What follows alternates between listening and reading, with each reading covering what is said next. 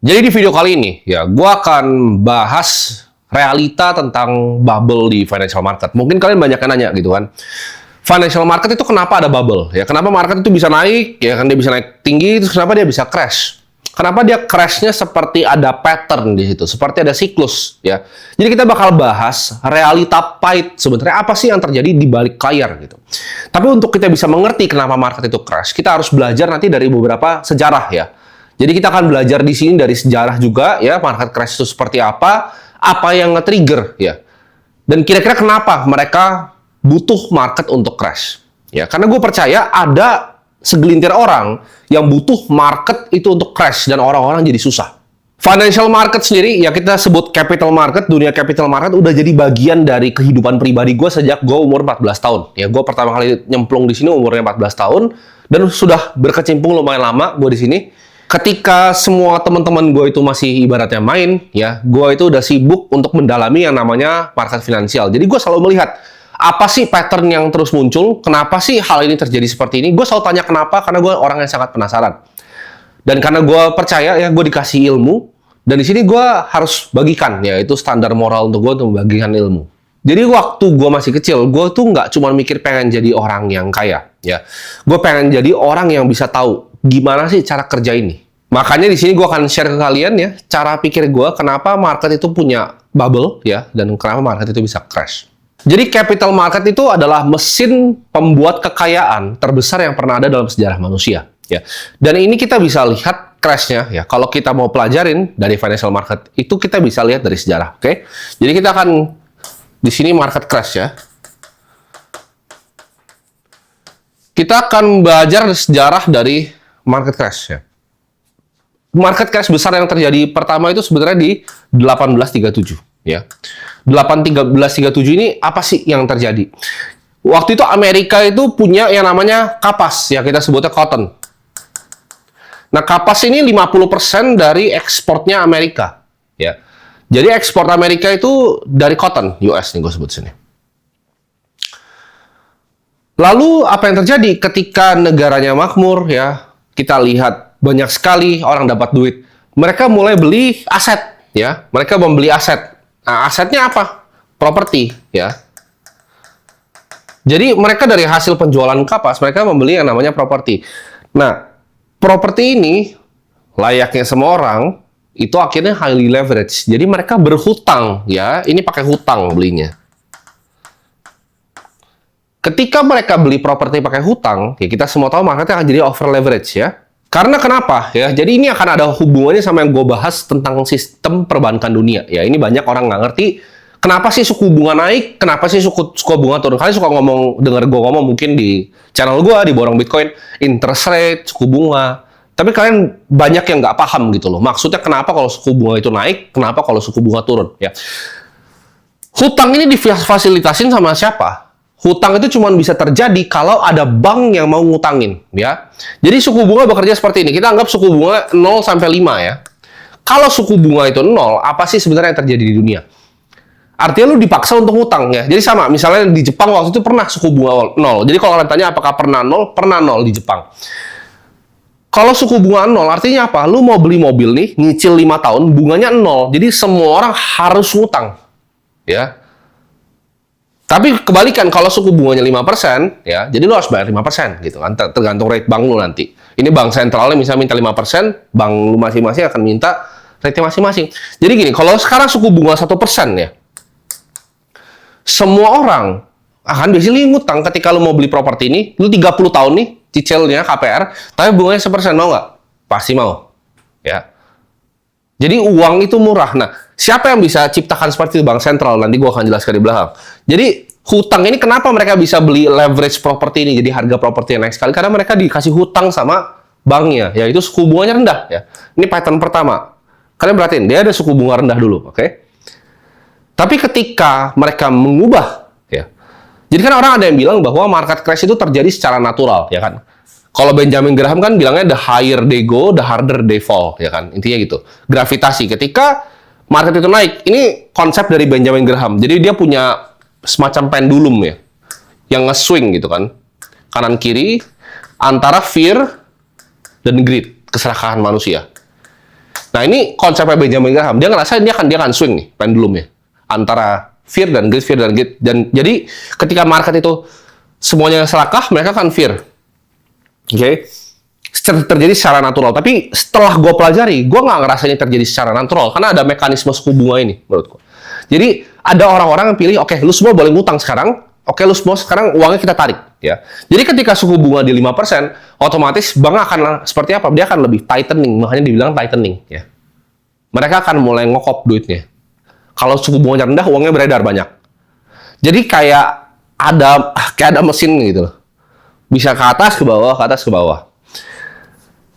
Jadi ketika ini terjadi, ini akan dilakukan intervensi sama namanya Presiden Andrew Jackson. Ya, Presiden Andrew Jackson ini bilang apa? Lu mau beli properti, lu cuma boleh pakai emas. Akibatnya apa? Hancur, market crash. Jadi 1837 market crash ya. Next-nya itu 1873 ya. Kebalik tuh dari 37 73.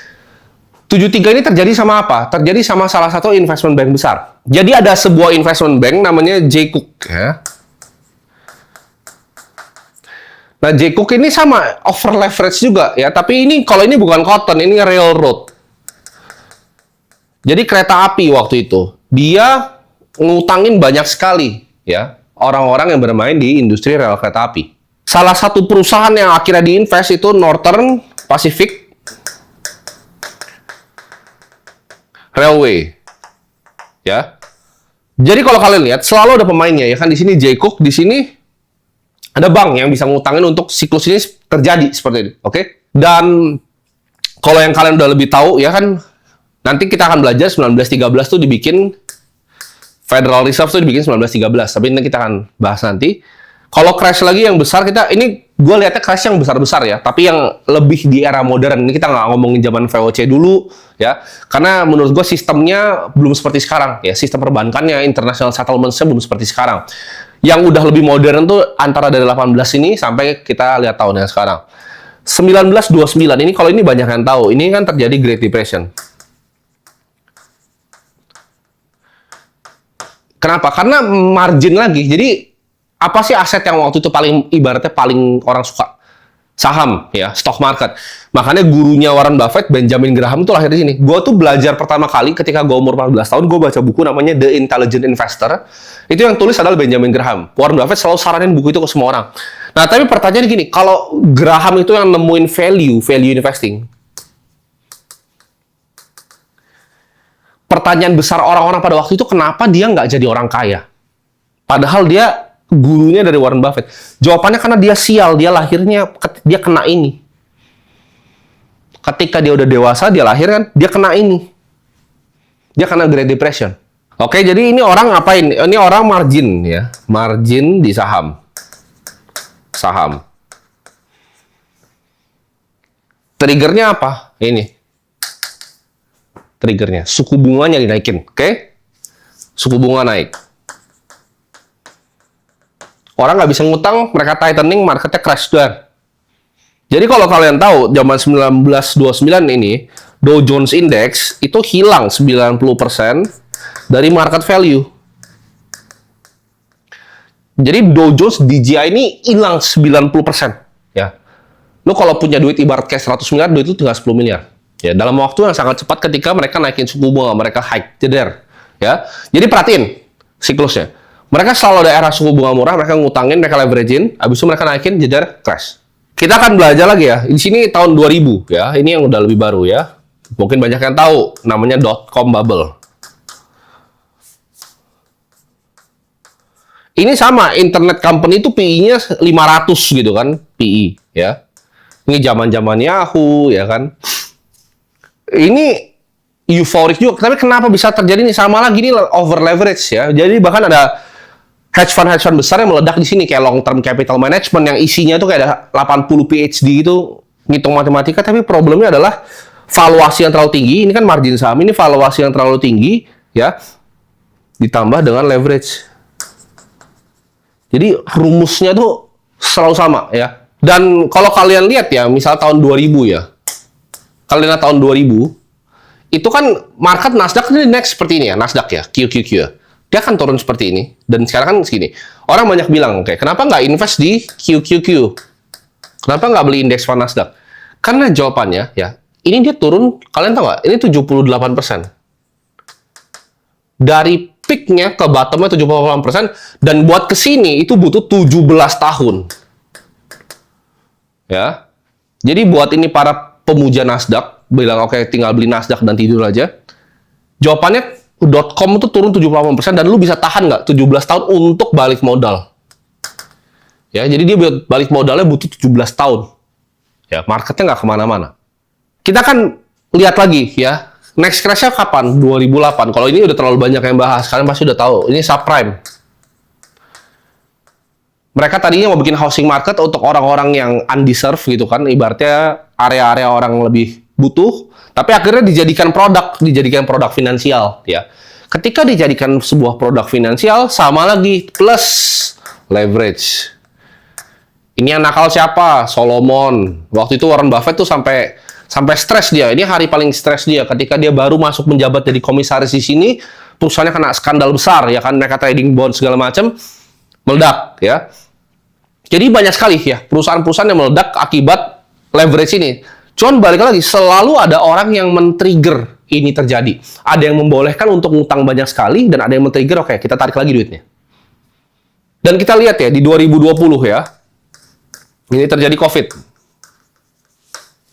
Nah, ketika ini terjadi, gue tuh udah selalu mikir gitu loh. Ketika gue analisa, gue dari 14 tahun, gue analisa, gue liatin sejarah, gue itu emang udah selalu mikir gitu. Ketika waktu itu gue lihat di 2020 ketika COVID terjadi, gue benar-benar lihat dari first principle ini apa yang mereka mau lakukan dan apa yang mereka mau riset di sini. Ya, ketika COVID kita ngomong tadi ini suku bunga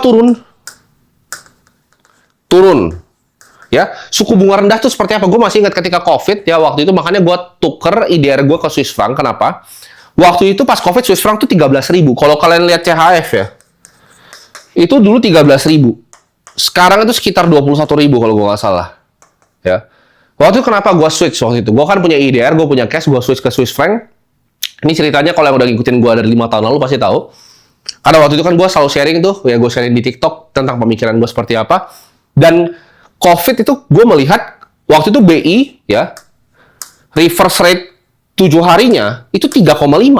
Nah ini gue bakal lihat anjir, ini orang utang gila-gilaan. Jadi saham itu pas COVID kenapa naik tinggi banget? Kenapa? Karena bukan orang masuk pakai duit dia mereka semua masuk pakai duit margin ya. Gue juga masuk pakai margin waktu itu, ya. Karena 3,5 gitu loh. Orang digampangin untuk ngutang, ya. Jadi sistem ini kalian anggap ada levernya, ya, ada tombolnya, gitu. Dan ada game masternya, ada yang kuasain, ada yang bikin sebuah sistemnya. Dan ini menurut gua ini yang banyak orang nggak paham. Oke, kalau mereka main risetan duit seperti ini ya sama kayak misalnya 2008 jeder gitu kan, 2008. Dan dia baru recover lagi gitu. Ini 2008. Kalau gitu semua orang miskin, ya kan? Ketika lu mikir bahwa oke, semuanya kerasnya sama, kalau kayak gitu semua orang susah. Tapi problemnya apa? Ketika hal seperti ini terjadi di penurunan ini ada orang-orang yang cuan. Ya, orang-orang yang tahu bahwa sistemnya akan diriset seperti ini. Contohnya 2008 kita tahu kalau filmnya Big Short kita tahu semua Michael Burry. Tapi kalian tahu nggak ada yang untung 20 billion dollar di sini? Itu namanya John Paulson. Hedge fund-nya untung 20 billion dollar di crash tahun 2008. Oke, 2020 kalian coba lihat trade-trade yang dilakukan sama Bill Ackman. Dia untung berapa di sini? Ada orang yang betting hal-hal ini tuh akan terjadi, teman-teman. Ya. Jadi jangan kalian kira ini kayak, oh ini crash ini semuanya kena. Mereka yang kaya, mereka Wall Street elite, Solomon Brothers kena gitu. Gak sesimpel itu. Jadi ketika crash itu terjadi dua ekonomi, ya. Ini elit, ini orang miskin. Yang miskin ini mati, elit ini jadi tambah kaya, duitnya naik. Ketika kredit bertumbuh lebih cepat dari income, di situ sial akan datang, ya. Mau di semua negara. Jadi kalau kreditnya bertumbuh lebih cepat dari income-nya, akan hancur. Pasti ada market crash. Dan bubble ini kayak beginian ya. Ini bisa tambah nggak rasional. Kenapa? Karena market dan manusia itu selalu punya fear and greed. Ketika manusianya pada greedy, mereka akan kejar lebih tinggi lagi dan mereka akan lebih serakah dibanding sebelumnya. Tapi sebalik lagi, kalau market crash, manusia tuh selalu lebih takut lagi gitu. Mereka takut untuk masuk lagi. Nah, tapi pertanyaannya kan secara fundamental, kenapa nih hal-hal seperti ini terjadi? Ini gue coba jelasin ke kalian. Oke, ini kita akan bikin sebuah desa ya. Ini kita akan bikin sebuah desa. Gue jelasin kenapa hal ini perlu untuk terjadi. Ketika di desa, iya kan ini ada orang-orang. Ini gue gambar di sini orang-orangnya. Ini kita kasih mahkota dia ya kan. Ini kita sebutnya elit ya. Di sebuah desa. Mereka orang yang udah punya duit, kaya udah dari lama. Jadi tanah di desa ini tuh punya mereka semua, oke? Ini ada di sini ada petani, ya kan? Ini petani. Ini juga ada petani di sini.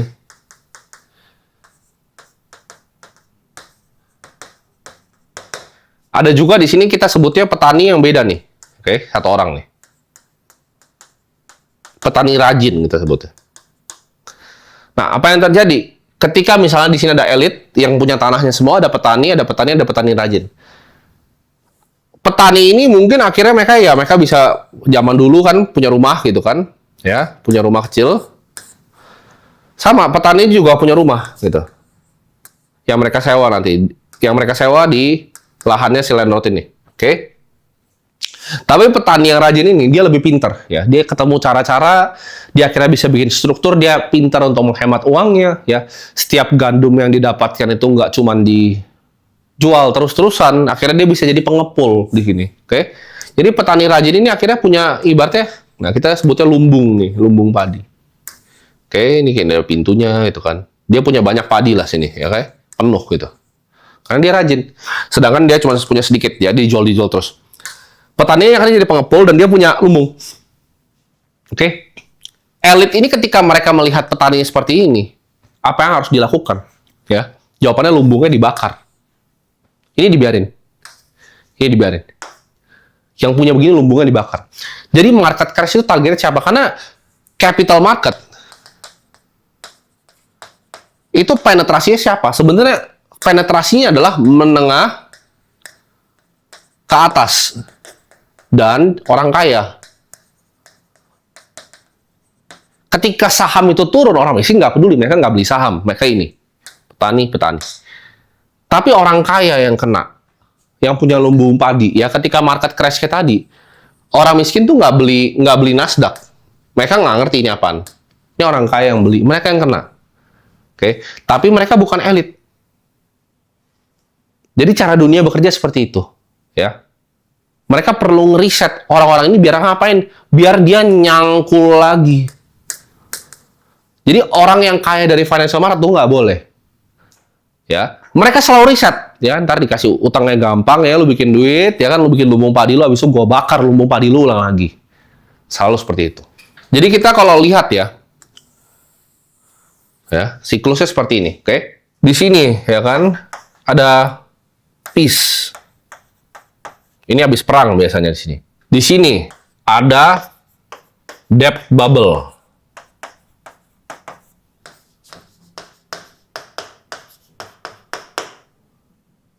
Ini gue tulis dulu aja semuanya biar gampang. Oke, jadi kita akan bahas kenapa tadi ya ini lanjutan dari lumbung padi. Kenapa ini akhirnya dibakar? Oke. Empire sekarang, hegemoni yang ngerul dunia, itu adalah US. Kenapa? Karena USD, global currency. Makanya kalau lihat oil, kan lu baru belajar sekarang kan, ketika udah terjadi krisis, oil tuh harganya naik, semuanya pakai USD. Itu kenapa dia bisa jadi empire. Tapi empire tuh selalu mulai dari mana? Ketika awal dia peace. Nah, peace ini kapan? Peace ini sekitar 1945 nih. Peace. Oke. Ketika terjadinya damai, ini dijual the American Dream. Jadi lu bisa mimpi ya ke Amerika, tinggal di suburbs, punya rumah, punya mobil. Tapi kita tahu the American Dream udah nggak ada lagi sekarang. Ini zaman 1945. Dia damai, oke? Lalu dia debt bubble, oke? Dia mulai gelembungin. Ini 1971 mulai nih. Zamannya Presiden Nixon. Debt bust. Ayo, ada yang tahu nggak ini kapan? Ini debt bust ini terjadi sebenarnya 2008. Oke. Dia print money. Ada yang tahu nggak printing money kenapa? Makanya gue selalu percaya bahwa COVID itu ada alasannya. Kenapa? Karena COVID itu ada alasan untuk lu bisa mencetak uang. 40%, ya ini kalian banyak yang nggak tahu, 40% USD itu dicetak pas COVID. Ini COVID nih 2020. Ya, Wars 2026. Jadi ketika gue bilang 2030 itu akan ada krisis, ada yang bilang, oh dia fear-mongering nggak? Gue pakai sejarah dan data. Ini yang terjadi di dunia, gitu. Dia print money dan sekarang wars. Nah, ini akan kita tunggu nih, kapan nih political restructuring. Ya kan, ini bisa 2027 terjadinya. Dan kalau ini sudah selesai, akan terjadi yang namanya New World Order. Ada empire baru yang akan gantiin Amerika. Ya. Empire baru siapa ya kita nggak tahu ya. Karena sih kan gue bukan ahli geopolitik ya. Kita bahasnya dari segi ekonomi. Tapi intinya US Empire harus digantikan ya. Karena dia udah lewatin fasenya, dia udah damai. Habis Perang Dunia Kedua, dia udah gelembungin hutangnya 1971 sama Nixon. Dia meledak hutangnya di 2008, dia printing money pas COVID, 2026 dia perang, 2027 ya. Dia akan lakukan ini 2027 sampai 2028. Lu bisa antara cek nih kejadian atau enggak ya. Dia akan melakukan yang namanya political restructuring. Habis ini New World Order. Ya, empire ganti. Kita akan bahas ya di sini sistem kerjanya seperti apa di dunia. Nah, pertanyaannya apakah empire bisa sendiri? Jawabannya enggak. Gue akan kasih strukturnya. Kalau tanya dunia itu seperti apa, gue akan kasih strukturnya di sini. Ya. Di sini ada Bank of International Settlements. Ya. Ini kan dia terhubung sama dua, namanya IMF dan World Bank. Oke. Ini itu baru ngebawahin beberapa ya. Ada Feds di sini, Federal Reserve yang kalian tahu. Di sini ada ECB-nya Eropa ya. Dan di sini ada BOJ-nya Jepang. Jadi BOJ ini dipakai sebagai untuk lendernya dunia ya, yang cetak utamanya dari Federal Reserve. Cuman kalau kalian pelajarin Bank of International Settlements ini adalah alasan kenapa ketika Perang Dunia Kedua ya, Hitler tuh nggak pernah nyerang Swiss ya, karena dia membutuhkan Bank of International Settlements ini ya. Jadi strukturnya cara dunia bekerja. Nah, dari tiga ini ya, ini kita baru bisa melihat di sini strukturnya ya. Ini baru yang kalian lihat nih, aset manager seperti BlackRock atau Vanguard. Ya. Di bawah ini kita akan lihat di sini ada apa? Ada SWF. Ya. Seperti Norges Bank-nya Norway segala macam, Sovereign Wealth Fund. Dan ini AM lainnya. Aset manager lainnya. Di bawah mereka semua, ya, ini gue gini aja. Itu baru ada perusahaan seperti misalnya JP Morgan, Goldman Sachs, HSBC, Deutsche Bank, itu di bawah sini. Jadi bank komersial yang besar tuh di bawah sini, ya. Investment bank yang besar tuh di bawah mereka ini. Karena kenapa? Karena SWF ini kalau kita lihat kayak misalnya Norges Bank, mereka shareholder di sini, mereka yang pegang saham. Dan ini masih turun-turun terus ke bawah ya. Ini baru bank yang kecil, ini retail bank, ini baru lu di bawah situ ya. Lu nggak penting. Jadi ketika ada apapun itu yang mau dilakukan, mereka US Empire itu nggak bisa sendiri karena mereka kan hegemoni karena USD. Nah, bandarnya USD ini siapa? Bandarnya USD ini Federal Reserve. Jadi mereka membutuhkan sebuah struktur untuk bisa mengontrol ini, ya. Jadi ini mereka bisa mengubah apa aja sih? Nah, kalau kalian lihat ya, misalnya kita ngomongin dari bawah sini ya. Kita tarik nih salah satu misalnya. Banker ya, satu family, yang bukan yang paling besar. Ya kita misalnya ngomong Mellon family. Ya, namanya mirip sama gua Timothy ya, Timothy Mellon ya. Kalau kalian lihat donasi political donornya, paling besar tuh siapa aja sih? Yang Republikan dan Demokrat. Ini kan datanya terbuka. Kalian silakan cari gitu. Rata-rata tuh orang kerjanya di mana? Di sini asset manager ya, hedge fund. 4 dari 5 donor terbesar itu dari sini ya, untuk politis. Jadi layer yang bawah aja ini bisa gerakin yang namanya political power. Nah, kalau di sini mereka bisa gerakin apa? Mereka bisa gerakin yang namanya intelligence layer, ya. Jadi kalau misalnya kita di Amerika, kita tahu Amerika punya CIA, ya, Cina punya MSS. Ini mereka bisa menggerakkan pakai intelligence layer untuk melakukan apa yang mereka mau lakukan. Nah, kenapa menurut gue ECB ini penting, ya? Karena kalian tahu London Stock Exchange itu pegang 2 hal paling penting, yaitu Cayman Island Ini buat orang nyelupin duit, gitu kan. Dan British Virgin Islands atau BVI, ya. Dua ini tuh masih under jurisdiksinya London, ya. That's why kalau kalian lihat banyak oligarki Rusia zaman dulu ya, sebelum sanctionnya terjadi, mereka banyak taruh kapal karena mereka butuh akses BVI dan mereka butuh akses Cayman Island. Nah, ini jadi strukturnya. Kalau kalian tanya seperti apa sih sistem keuangan dunia? Karena ketika US Empire berdiri, ini mereka adalah orang yang bisa kontrol gamenya. Ya, mereka adalah elit dari gamenya. Yang pegang semuanya, yang kontrol semuanya, yang pilih politisi yang naik siapa itu semuanya mereka. Layer struktur ini. Kenapa? Karena gamenya itu adalah uang. Uang itu adalah hal yang ibaratnya orang ngerasa itu penting gitu. Ada value ya. Utilitarianisme. Jadi orang butuh ngerasa punya uang. Dan siapapun yang bisa kontrol uang, ya kan? Itu ada quotes-nya. He who controls the money can control everyone. Lu bisa kontrol semua orang, ya. Lebih berkuasa yang bisa kontrol uang dibanding yang bisa kontrol makanan. Karena yang kontrol uang bisa kontrol makanan. Dan kalau kalian tanya, lah terus kalau misalnya kayak korporat besar itu di mana posisinya? Korporat besar itu masih di bawah sini, teman-teman. Jadi ini layernya ini kalau kalian tanya Magnificent Seven. Magnificent Seven itu ada apa aja? Ada Nvidia, ya kan? Ada MSFT, Microsoft, ada Google. Ini mereka kan perusahaan global sebenarnya. Jadi kalau kalian tanya, diversifikasi global tuh ada nggak? Nggak ada, karena US itu pegang semuanya. Sampai sekarang, lu nonton ini pakai apa? Lu nonton ini pakai YouTube. Ini salah satu punya Google nih, ya. Lu nonton ini pakai YouTube. Lu WhatsApp temen lu pakai Meta, pakai WhatsApp. Dan ini mereka semua di bawahnya ini. Jadi layernya masih di layer bawah nih. Kalau kalian lihat shareholder-nya mereka siapa aja? Isinya BlackRock, Vanguard, Fidelity, Charles Schwab, Capital Group. Semuanya sama, ya. Atau nggak Sovereign Wealth Fund, Norges Bank, ya kan? Abu Dhabi punya Sovereign Wealth Fund. Semuanya sama, ya. Ini emang di struktur dunianya seperti itu. Jadi mereka ini kontrol. Ini mega corporation yang kontrol semuanya. Jadi kalau secara financial, kalian perhatiin, ini yang kontrol uangnya. Ini yang kontrol uang gelap. Karena gue bilang tadi, mereka kontrol BVI sama Cayman Island. Dan ini yang kasihan. Ya, karena dia interest rate-nya 0 dulu. Sampai sekarang baru naik. Ketika dia dulu interest rate-nya 0, semua orang minjem duit dari yen-nya, terus mereka tukerin ke USD, mereka beli apa namanya? Mereka beli US Treasury. Gitu. Ya. Jadi ini yang menurut analisa gue sebagai orang awam, ya. Yang gue lihat, ya gue pelajarin dari gue kecil, strukturnya seperti ini. Buat kalian yang masih mungkin ragu dengan kayak ada orang yang bisa kuasain, ya. Kita lihat di 2017. Ini terbukti dari file emailnya Epstein, dia bilang bahwa 2026 itu ada perang yang sekarang sebenarnya terjadi. Jadi gue pengen kalian jadi manusia yang lebih kritis. Ketika kalian disampaikan suatu informasi, kayak kemarin zaman COVID, kenapa itu terjadi?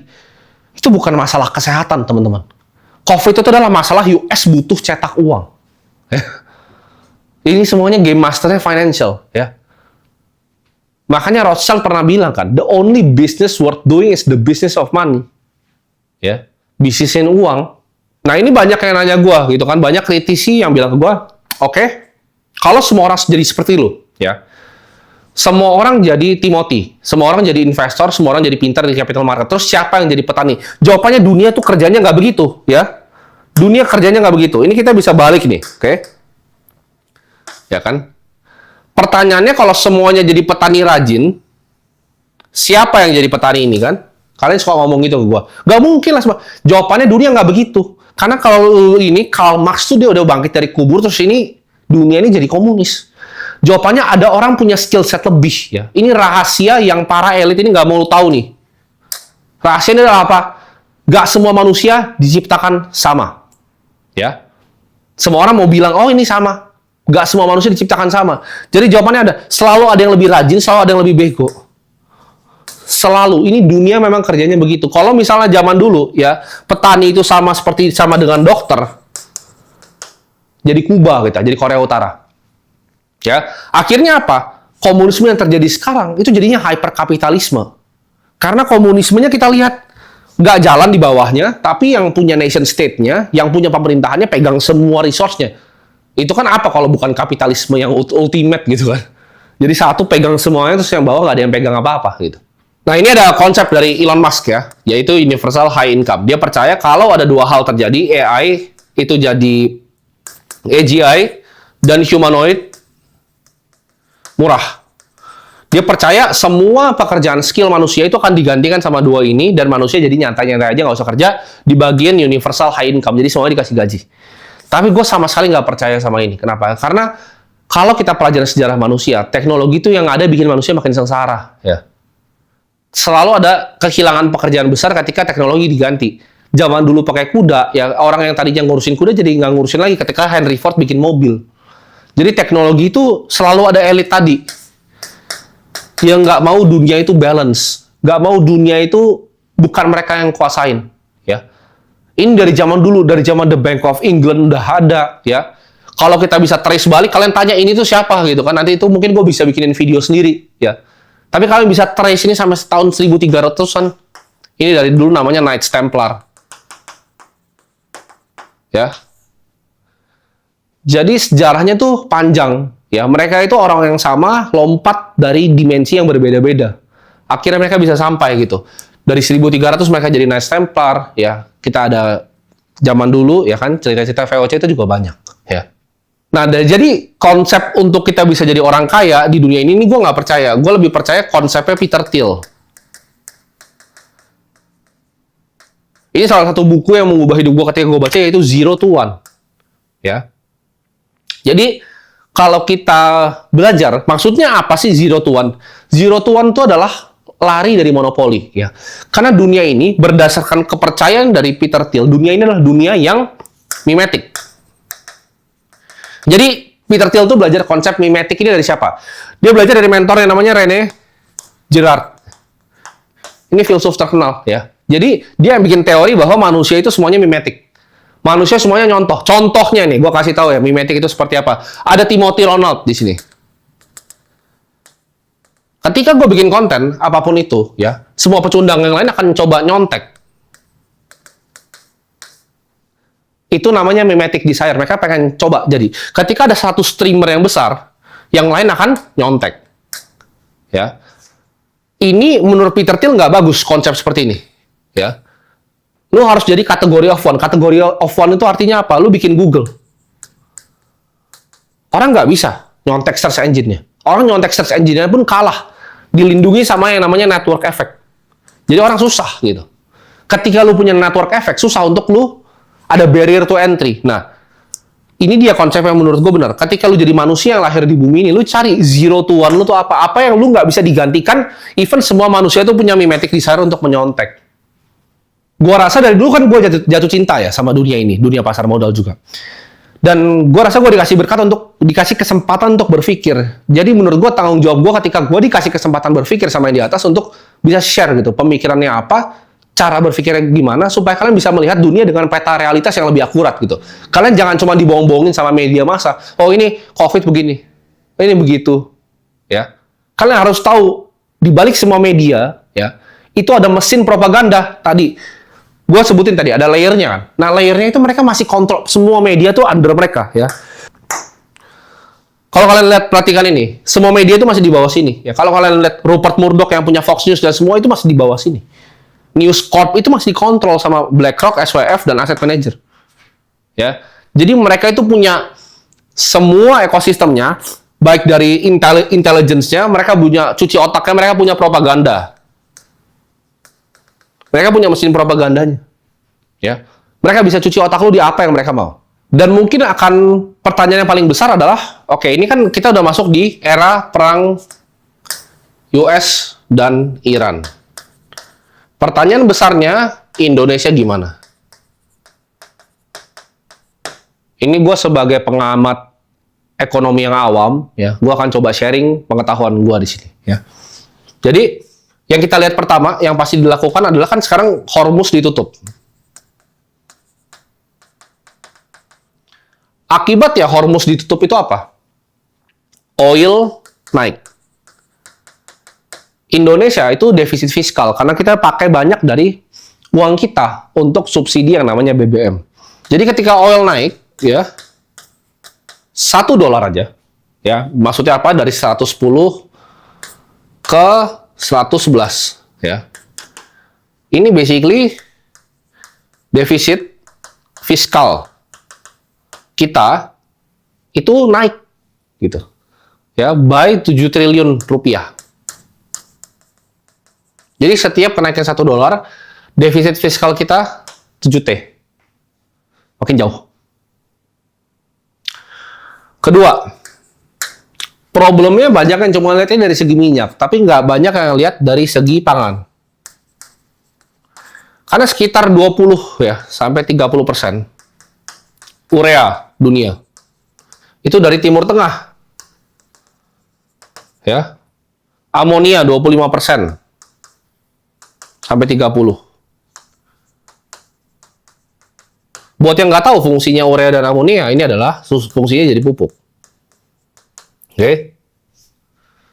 Jadi otomatis apa ya? Nasi, gula, ayam, ini harganya naik. Oke. Ini gue bahas bukan dari geopolitik. Oke. Gue bahas sebagai ekonom dan pengamat gue apa yang akan terjadi ya. Karena ini gampang banget ketika supply shock seperti ini, ya udah pasti naik gitu loh. Ini komoditas yang akan naik ya. Dan tiga, apa yang akan terjadi adalah akibat dua ini rupiah akan melemah. Sekarang kita bisa lihat di harga 17.000 ya. Plus. Oke. Cuman gue bukan pengamat yang cuman suka ngomong apa yang sedang terjadi gitu kan. Tapi di sini coba kita pikirin gitu loh. Solusinya apa? Solusi dari yang pertama adalah kita harus bisa diversifikasi oil kita ya, entah terserah mau dari Australia, Kazakhstan juga ada minyak, ya kan? Tapi kalau kita lihat sekarang serangan US, apakah Trump nggak tahu bahwa Hormuz akan ditutup? Jawabannya Trump tahu ya. Trump tuh bukan orang bego. Trump tuh tahu bahwa Hormuz akan ditutup ya. 20-30% dari minyak dunia itu akan kedisrupt supply shock-nya. Solusinya dia apa? Solusi Trump akan dia tahu nih Hormuz itu dan dia tetap serang Iran. Buat orang awam ini kelihatan seperti orang bodoh, tapi Trump itu melakukan penculikan Presiden Maduro di Venezuela. Venezuela itu punya minyak paling besar reserve-nya, lebih besar dari Timur Tengah. Jadi dia akan mau bikin orang-orang diversifikasi ke US. Ini mungkin Australia, ya, atau mungkin di negara-negara yang lain. Gitu ya. Yang pertama ya tapi gue yakin pemerintahan kita sudah sedang melakukan ini. Pangan. Apa yang kita bisa lakukan ketika naik? Ya. Kita harus lakukan namanya optimalisasi pabrik pupuk dalam negeri. Ini lebih penting menurut gue. Kenapa? Karena ketika lu bisa optimalisasi pabrik pupuk yang udah ada di dalam negeri ya, mereka ini kalau bisa, kan tadi mereka ekspor, ya. Mereka bisa jual ke lokal dengan harga non-ekspor. Ini dulu yang bisa dilakukan. Ini akan meredam, ya, komoditas seperti ini naik. Ya, jadi pangan kita ntar nggak inflasi. Dan yang ketiga, ketika rupiah melemah, solusinya apa? Solusinya adalah kita adalah negara yang siklikal. Kita tahu kita siklikal baik komoditas, ya. Jadi kita itu negara ekspor komoditas, terutama dua komoditas utama yaitu sawit dan batu bara. Yang ini dijual tadi dengan mata uang hegemoni yaitu USD. Adalah alangkah baiknya ketika penjualan ini itu ditarik ke bank dalam negeri dulu. Jadi uang USD-nya yang hasil penjualan ini nggak keluar dulu, itu bisa menahan rupiah melemah gitu. Ya. Jadi kira-kira prediksi gue seperti ini yang terjadi ya. Setiap $1 itu naik sekitar 7T, ya mungkin bisa lebih ya angkanya. Ini angka konservatif sebenarnya.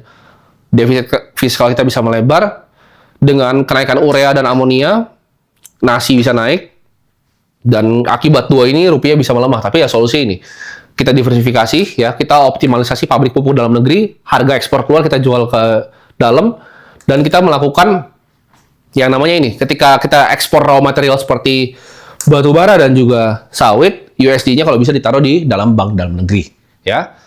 Jadi itu aja. Semoga bermanfaat, ya. Dan anggaplah ini sebagai entertainment, ya. Karena gue adalah pengamat yang awam, gitu. Tapi kalau kalian dapat manfaat dari videonya, ya silahkan nonton video-video gue yang lain.